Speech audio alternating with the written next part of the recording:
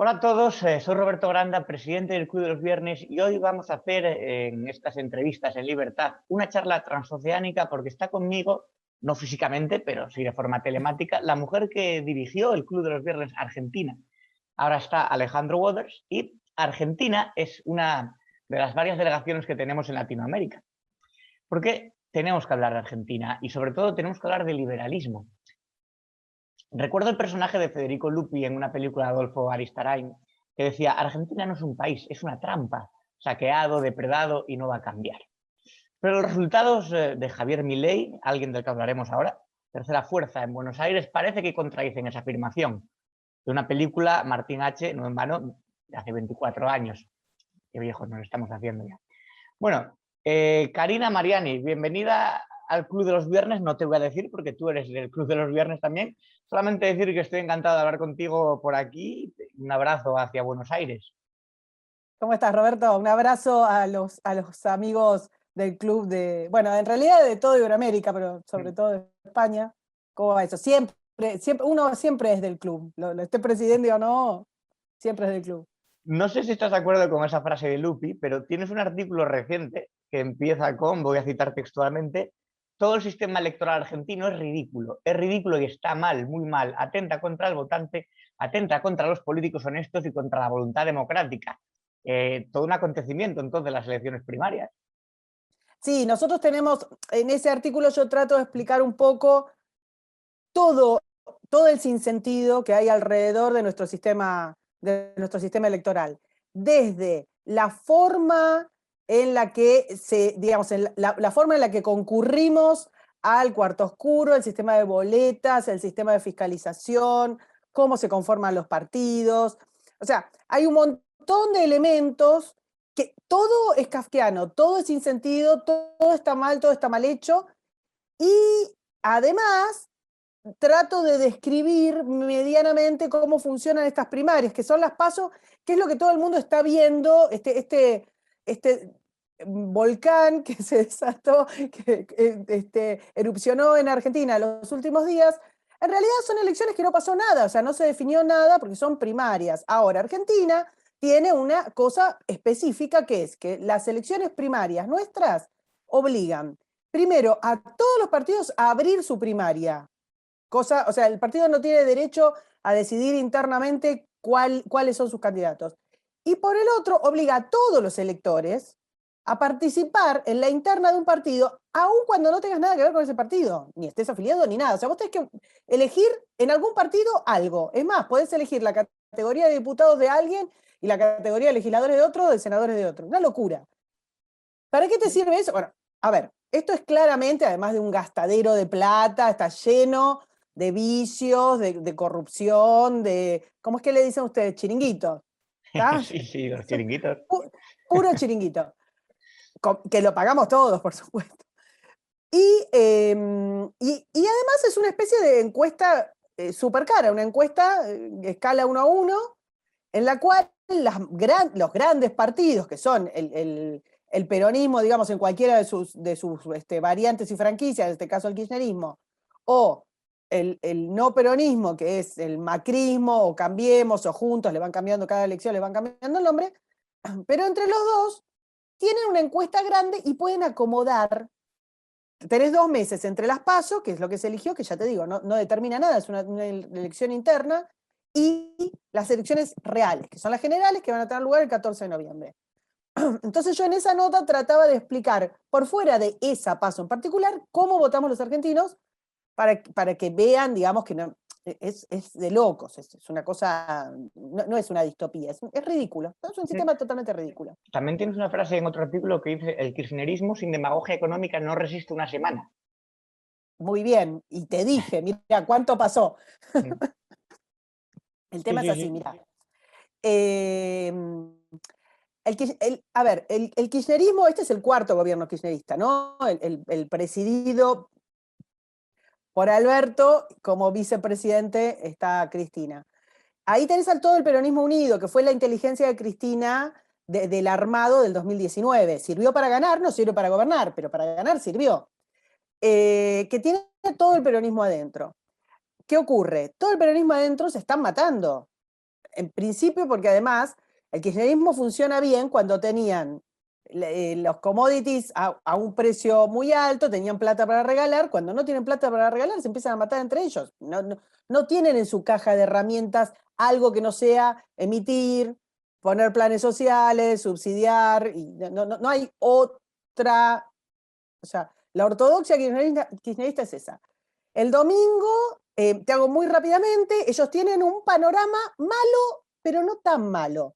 Entonces, el cálculo que ya Cristina venía ensayando es, bueno, nosotros empezamos el gobierno en el 2019, pero en realidad como vino la pandemia todo este año no es. No somos nosotros. Esto es una cosa que no sirve, ustedes plebisciten, no lo que están viendo, sino lo que fuimos. Eso es algo que Cristina empezó a armar. ¿Pero por qué? Porque el plan de ellos es, en la provincia de Buenos Aires es el bastión del peronismo, es donde se concentra la mayor cantidad de electores, y además la mayor cantidad de electores de, digamos, de las clases más desfavorecidas, de la gente que está o pauperizada, los barrios muy desmejorados, el sector informal, todo se concentra en la provincia de Buenos Aires. Ahí es donde ellos ganan siempre, o sea, muy excepcionalmente no ganan. Entonces pensaban, bueno, ganamos la provincia de Buenos Aires, perdemos el país por poquitos puntos, ganamos la provincia de Buenos Aires y ahí relanzamos el gobierno. Eso lo piensan hasta las 8 de la noche, ponele, del domingo. Saltan, Roberto, se suben al escenario, bailan, saltan, lo más contentos. Unos minutos después salen los números de la elección, y es como si les hubieran tirado un balde de agua fría con cubitos y todo, y los números son muy malos. Pierden en todo el país, pero no pierden en todo el país por poquito, pierden casi por 10 puntos, pierden por 9 puntos pico, y en la provincia de Buenos Aires pierden por casi 5 puntos, pierden en todos lados, pierden en casi todas las provincias, menos en un grupito minúsculo de provincias donde es directamente feudal, donde no existe, digamos, donde el empleo público supera el 70% y demás, ¿no? Pero pierden en la propia provincia de Cristina, pierden en su casa en todos los lugares. En la provincia de Buenos Aires pierden en los barrios desfavorecidos, donde tienen los punteros, donde se pone toda la plata. Eso es terrible. Vos tenés grupos de poder en Argentina, los grupos, digamos, de los gobernadores, funcionan con la caja de Cristina y con el poder de Cristina. Si Cristina los puede apretar, sí señora, como no señora. Si Cristina pierde poder, ya se va el sí señora, como no señora. Lo mismo ocurre con los intendentes de la provincia de Buenos Aires, que son grupos de poder en algunos casos con mayor poder que los gobernadores, y que también manejan mucha caja, y que los tipos tienen que ir viendo, a ver, ¿dónde está la simpatía? Porque tienen ahí a la gente en lo inmediato, la gente que está con bronca.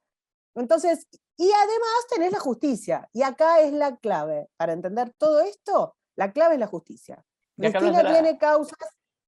Sí, sí, no, Dale, ya que dale. hablas de la justicia, te quería preguntar precisamente cómo fue o en qué quedó finalmente. Ya sé que hubo un documental donde se investigaban los misterios, todos los misterios que rodean el caso de la muerte del fiscal Alberto Nisman. En nada, concreto, nada. Pero claro, hay muchos interrogantes sobre ese caso, como bien sabemos. La cantidad de, lo voy a poner en estas palabras, irregularidades, de desastres, de barbaridades alrededor de la muerte de Nisman, desde el principio, es increíble. Ese documental limpia bastante la imagen de Cristina, el que vos comentas. Pero bueno, quisieron primero hacer creer a la gente que se había suicidado. Después hubo manoseo, un desastre con las pruebas, con el departamento. Después fue y vino, después tuvo una fiscal que cuando la prueba de si se había disparado o no le dio negativa, dijo, lamentablemente no se suicidó. O sea, a ver si entendemos todo el caso de la muerte de Nisman. Es un horror que te demuestra cómo está funcionando el sistema judicial. Ahora, lo que tenés de Cristina es, porque Cristina no está acusada en el caso de Nisman concretamente, o sea, no está acusada, sí tiene juicios inmediatos muy graves, que los tiempos de la justicia se manejan, viste cómo es esto. Si ella tiene mucho poder, las cosas se ralentan, la gente que estuvo cercana a ella, como el ex vicepresidente condenado, que salió increíblemente, hizo un curso de no sé qué, de astronomía, y salió de la cárcel, que es Amadou Vudú. O sea, la gente de alrededor de ella va saliendo, y ella y sus causas se van cajoneando. Si ella pierde poder, trácate todo para el otro lado. Entonces, la justicia es fundamental para entender esto. Se maneja con, digamos, con presiones sobre el poder. Depende de cuánto poder vean que tiene Cristina, avanza o no avanza. Entonces, esos tres elementos vos los tenés que tener claves para entender qué pasa si una elección demuestra que el gobierno de Cristina y Alberto no tiene ningún apoyo. Y luego, ahora Javier Milei representa un poco el hartazgo de la sociedad hacia los oficialismos. Su partido, La Libertad Avanza, tiene un mensaje liberal y contra la casta política. Eso en España nos suena mucho, pero con infausto recuerdo, porque ese discurso retoñó a España en forma de populismo bolivariano, lo de ir contra la casta, y claro, luego vino Podemos, con ese discurso, el enriquecimiento de la pareja Iglesias Montero, Monedero, el chavista ladrón, y todo lo que conocemos. Entonces, claro, cuando nosotros oímos desde aquí que alguien va contra la casta, parece que nos ponemos un poco en guardia, aunque evidentemente un mensaje liberal es todo lo contrario que un mensaje populista bolivariano. No, o sea, a ver, evidentemente el discurso de Javier Milei es absolutamente liberal y no tiene ninguna relación con esto. Cuando uno habla de la casta, y esto, a ver, me parece que es un tema general en el mundo, y es que el sistema de representación de los históricos partidos de centro, cachol y demás, se va desgastando. ¿Qué pasa? Hay distintos momentos en los cuales la disconformidad, dependiendo de la publicidad, dependiendo de las corrientes ideológicas, dependiendo, la disconformidad va para un lado o para el otro. Creo que esa sería la disconformidad respecto de la clase política, del político profesional. Eso es lo que me parece que podrías tener en común, pero absolutamente nada más. Ahora, vamos a tirarnos un poco de flores, Roberto. Nosotros, otros think tanks y fundaciones y liberales, más el trabajo de las redes. No es lo mismo cuando surgió Podemos que ahora, donde hay una popularidad del discurso liberal popular, del discurso liberal de la calle. Eso no pasaba. Entonces, hemos podido, digo, los liberales en general, poner nuestro granito de arena en distintos espacios de la cultura, de los medios, quizás de la literatura y demás. Entonces, nuestro mensaje ha permeado y el descontento, entonces ya no va para ese lado, sino para el lado liberal. En Argentina tenés milagros, algunos, pero cosas increíbles que ha logrado Milei, como por ejemplo que no los intelectuales, viste la cosa nuestra de, bueno, las fundaciones, la charla sobre los austríacos, no, el carnicero que lo entrevistan, viste, va a la entrevista y dice, uy, ¿cómo subió la carne? Y el tipo te dice, no, acá la inflación es un fenómeno monetario, o sea, alucinante, ¿entendés? Ha logrado que la gente entienda la relación, eso no existía, Roberto, ¿cuándo? Hace unos años vos tenías que la gente entienda perfectamente la relación entre la inflación y la emisión monetaria. Entonces, eso es lo que logró Milei. Y te insisto, y Milei es reconocido y es votado por el taxista, por el carnicero, por la gente de los barrios humildes, los que están cansados del robo de la estructura política en general. Entonces el liberalismo puede estar de moda, igual que el comunismo triunfa o triunfaba más entre los jóvenes desnortados, la camiseta del Che, las banderas cubanas, ahora el liberalismo puede pegar también no solamente entre los jóvenes ilustrados, sino en cualquier capa de la sociedad. Te diría que a ver, no sé si decir ilustrado me parece mucho respecto de cómo están funcionando nuestras universidades, las españolas también, pero la estructura de la universidad, la estructura simbólica de la universidad, está casi cooptada por la izquierda. O sea, las cátedras, bueno, los España textos, también, los programas. También. Sí, por supuesto. Vos sabés que yo sigo nuestra coyuntura igual que la de ustedes. Es tal cual, exactamente. Bueno, y ni hablemos de Estados Unidos y demás. Entonces, no son esos jóvenes, yo te diría que el fenómeno Milei o la impronta Milei, que viene también acompañada de otros liberales que han trabajado mucho y demás, ha llegado al discurso cotidiano, al discurso de quien se harta y quien entiende ahora que cuando vos tenés lo que les está pasando a ustedes con la cuenta de la luz, que ya hay gente diciendo, ojo, pero acá, esto que estoy pagando, esta porción es de impuestos. ¿Para qué van estos impuestos? Eso me parece que es un taladrar de los liberales diciendo, bueno, lo que estás pagando es esto más lo que se va para mantener el Ministerio de la Mujer, los viajes, los asesores, el impacto del Los tamaño del chiringuitos. Estado, los chiringuitos, creo que es eso, creo que la gente se ha dado cuenta de lo que le cuesta sostener este Estado. Claro, y un mensaje como el de Milei, que es la libertad avanza, un mensaje muy simple, pero pega mucho, sobre todo cuando hay una deriva reaccionaria y de imposición y de prohibiciones de esta izquierda totalitaria y del movimiento woke, en que todo es censura, todo es cultura de la cancelación, pues algo como es la libertad avanza, defender la libertad de repente tiene éxito de gente harta, ¿no? Que hay un hartazgo y vuelve a surgir o vuelve a pegar fuerte el liberalismo, las ideas liberales o las ideas libertarias. Y bueno, posiblemente tenga un poco que ver este año y medio de totalitarismo sanitarista que avanzó sobre todas las libertades, sobre todos los derechos, y que en algún momento, ahora estamos como metidos, viste, en el ojo de la tormenta, pero un montón de gente se empezó a dar cuenta de que si las emergencias, digamos, las ponen los gobiernos y los gobiernos ven que son más felices y que se manejan a sus anchas y pueden avanzar sobre nosotros con las emergencias, bueno, entonces las emergencias van a pasar a ser lo cotidiano, claramente.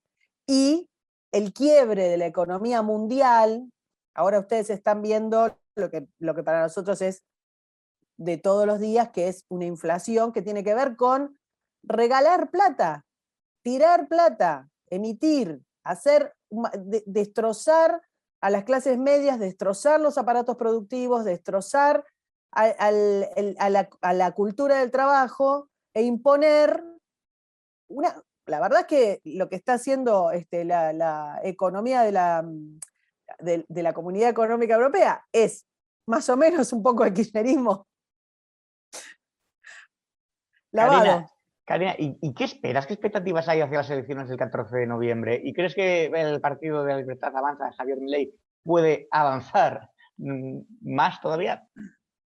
Mirá, en principio digamos que el número que sacó en las primarias el partido de Javier y la segunda, que la hemos tenido muchas veces entrevistada en el club, que es Victoria Villarruel, que es una gran amiga del club, sacó un número increíble, increíble. Sacó casi el 14%, pero si vos entendés lo que explicamos al principio de lo que significa para alguien que esté por fuera de los dos aparatos, de las dos maquinarias electorales argentinas, meterse, ese 14%, no sé qué decirte, pero se engrandece porque es milagroso. Es milagroso porque Javier no tiene partido, Javier tiene que pedir, digamos, no tiene un partido político que le pertenezca, es una agrupación de partidos que como que le prestan el sello para que él pueda presentarse, ¿entendés?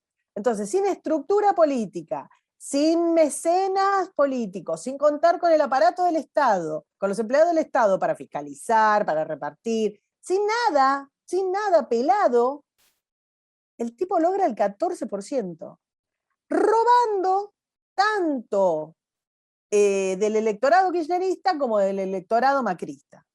En una ciudad en donde el macrismo o Juntos por el Cambio, la formación cambiemita, es el oficialismo hace más de una década. O sea que el tipo fue contra los dos aparatos, ¿entendés? Es impresionante lo que hizo. Yo creo que además él estaba, digamos, su oposición ahí de alguna manera Juntos por el Cambio le trató de hacer fuerza poniendo una de sus listas internas a un gran político liberal, un economista que también estuvo con nosotros muchas veces en el club, que es Ricardo López Murphy. Pero ahora Ricardo está dentro de la lista socialdemócrata del cambiamismo, o sea, tenés socialista, socialdemócrata, qué sé yo, Ricardo, que es un liberal, una persona maravillosa, y después, de nuevo, socialista, socialdemócrata, entonces está como en sanguchito. Entonces, posiblemente el electorado de Ricardo se vuelque también a Javier. Bueno, vamos a ver cómo sigue esto avanzando. La verdad que es esperanzador que Argentina, que ha sufrido tantísimo con el peronismo, con distintos populismos, corralitos económicos, que de repente una idea liberal de ese calibre tenga el 14% en Buenos Aires, es sorprendente. Pero sin embargo, nosotros que seguimos de cerca la evolución de Javier Milei y del liberalismo allí, no nos sorprende tanto, pero al resto de españoles sí que les podría sorprender. ¿Tú cómo lo explicarías? Mira, te insisto, a ver, Javier no es una persona desconocida, Javier viene transitando los medios masivos hace mucho tiempo. En esto que vos hablabas de la cultura de la cancelación, Javier la pasó muy mal, porque, digamos, lo han acusado, no te tengo que decir a vos porque sabés perfectamente cómo funciona esto, facho, supremacista, ultraderecha, negacionista, y todo lo que ya sabés, que ustedes lo conocen perfectamente, casi que lo inventaron.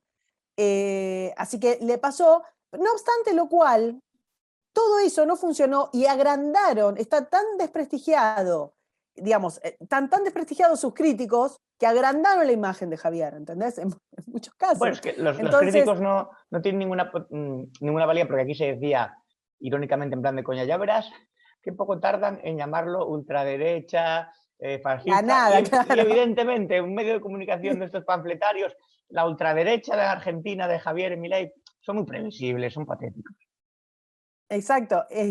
Así que bueno, te decía, Javier era ya una persona muy conocida, sus libros se venden mucho, sus participaciones en la televisión se venden mucho, un tipo muy activo en redes y con mucho alcance en redes. Entonces, no tuvo, digamos, eso se tradujo en un buen impacto en su candidatura, rápidamente la gente se enteró y demás. Te quiero decir también que en la provincia de Buenos Aires hay candidatos liberales que, no te voy a decir que fue descollante como el caso de Javier, la provincia de Buenos Aires es un mundo, es gigantesca, pero sacó casi 5 puntos José Luis Espert, que es, de alguna manera también está asociado a Javier. O sea que, ojo, y estas fueron internas, o sea que van a competir algunos liberales también en Salta, en Córdoba, en Tierra del Fuego, o sea, mucho más, o sea, no con este resultado espectacular que hizo que Javier recorra, digamos, las tapas de las portadas de todo el mundo, pero hay un movimiento. Lo que vos Pues tenés acá es gente que va a entrar al Congreso. Tampoco es para que digamos, bueno, y ahora va a cambiar todo y terminamos con el peronismo. No. no es tan Pero, fácil. pero vas a tener un bloque quizás pequeño de 4 o 5 diputados, pequeño pero muy influyente. Y esto es lo piola. Desde que Javier Milei empezó a verse que tenía tanta influencia y que los números, por más que le decían lo que le decían y lo cancelaban y lo criticaban y qué sé yo, crecían, era increíble. Todo el mundo empezó a hablar de libertad. Roberto, nos matábamos de risa porque era como, ¿qué pasó? Ahora son todos liberales. Los partidos de izquierda hablando de la libertad. Mirá, para que te des una idea, Juntos por el Cambio, también el kirchnerismo, pero el kirchnerismo lo critica más, pero Juntos por el Cambio, para no perder su electorado, empezó a hablar de baja de impuestos y de derogación de leyes como la ley de alquileres. Ahora, la ley de alquileres la propuso Juntos por el Cambio y la votó Juntos por el Cambio. Se votó por casi unanimidad. Y menos de un año después están diciendo que hay que derogarla en nombre de la libertad. ¿Vos entendés? Esa revolución de las mentalidades para mí es como, digamos, quizás tan importante como ese pequeño bloque tan influyente que te digo que se va a armar en el Congreso después del Sí, claro, 14 de noviembre. en España también hay una hegemonía de izquierdas que lo copa todo, prácticamente todos los medios de comunicación públicos y privados, salvo honrosas excepciones, y que ahí existe un rodillo. Ahora bien, pequeñas porciones de oposición es importante, de resistencia. Por eso, esos pocos que van a ir ahí al Congreso, se empieza así, se empieza con un pequeño paso, se empieza con alguien que haga un poco de ruido y vaya cambiando las mentalidades pasito a pasito, que siempre antes de correr hay que empezar a andar y todo se empieza desde el inicio.